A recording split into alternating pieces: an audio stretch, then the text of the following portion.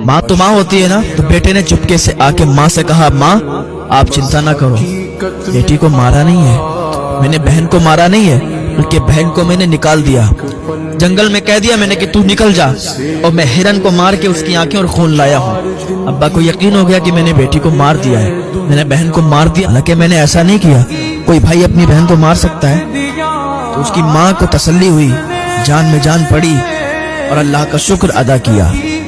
अब ये इधर यहाँ पर जंगल में अकेली ये चल रही थी, चलती गई, कांटेदार जंगल था, उसके कपड़े जंगल में कांटों में हिलकते फंसते काफी फट चुके थे।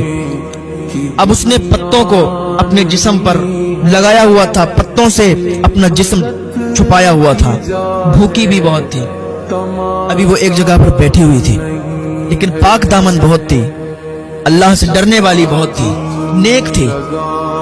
बैठी थी तो किसी की आहट सुनाई दी, किसी के चलने की आवाज सुनाई दी, डर गई। अकेली थी जंगल में वैसे भी अगर कोई रास्ता भटक जाए तो फिर बड़ा अजीब लगता है।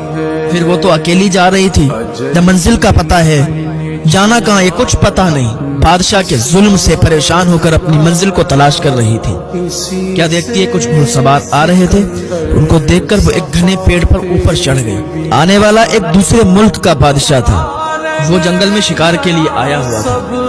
धूप भी तेजी के साथ थी। वो आगे उसी दरख्त के नीचे लेट गया और सोचने लगा, कुछ सोचता होगा। उसका सर ऊपर की ओर था, आंखें खुली हुई थी, पत्तों को देख रहा था, उस दरख्त को देख रहा था कि इतने में नजर उसकी उसी लड़की पर पड़ गई। जब उस लड़की पर नजर पड़ी, जंगल में अकेली लड़की और वो भी घने दरख्त पर बैठी हुई, तो वो जल्दी से उठ के दूर खड़ा हो गया। तुम कौन हो, कौन सी मखलूक हो जो आप इस घने दरख्त पर बैठी हुई हो? लड़की नहीं बोली। अल्लाह के वास्ते बोलो, तुम पर कोई जुल्म नहीं करूंगा, तुम कौन सी मखलूक हो, कौन हो? उस लड़की ने कहा, इंसान हूँ और मैं बहुत ही सताई हुई हूँ और आपको देखते हुए डर के इस दरख्त पर बैठ गई हूँ, आप मुझे माफ कीजिए, आप यहाँ से जाइए।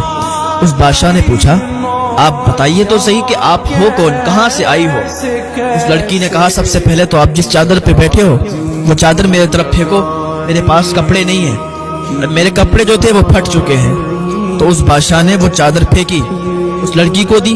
उस लड़की ने अपना सतर छुपाया, अपना जिस्म छुपा के नीचे उतरी और कहने लगी कि मैं बहुत सताई हुई हूँ, बहुत परेशान हूँ, मंजिल की तलाश में हूँ।